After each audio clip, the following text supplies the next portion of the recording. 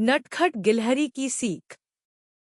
एक घने जंगल में एक बड़े पीपल के पेड़ पर चंचल नाम की गिलहरी रहती थी। उसी पेड़ पर कई तरह के पक्षी भी रहते थे।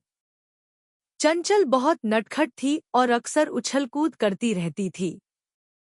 एक दिन शरारत में उसने एक गौरी चिड़िया का घोंसला उठाकर पास के गेहूं के खेत में रख दिया।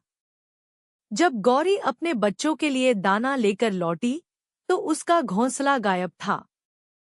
खोजबीन करने पर एक पक्षी ने बताया कि उसने चंचल को घोंसला ले जाते देखा था। गौरी ने जब उससे पूछा तो गिलहरी हंसते हुए बोली, अरे मैंने तो इसे गेहूं के खेत में देखा है। गौरी समझ गई कि चंचल ने ही शरारत की थी। दुखी होकर उसने पास के दूसरे पेड़ पर नया घोंसला बना लिया। धीरे धीरे चंचल की शरारतें बढ़ती गईं। उसने कई और चिड़ियों के घोंसले गिरा दिए।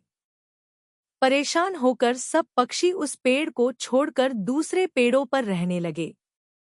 अब वह पेड़ सिर्फ चंचल का अकेला घर रह गया। एक दिन पास के खेत में आग लग गई। लपटें तेजी से फैलते हुए पेड़ तक पहुंच गईं। चंचल घबराकर सबसे ऊंची टहनी पर जा बैठी।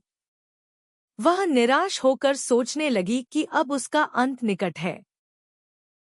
तभी वही चिड़िया, जिन्हें वह पहले सताया करती थी, अपने पंजों में एक डंडा पकड़कर आईं और बोली, लटक जाओ।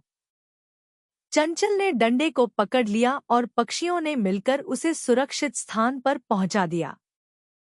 सबके सामने चंचल ने शर्मिंदा होकर माफी मांगी और आगे से कभी किसी को तंग न करने का वचन लिया। नैतिक सीख।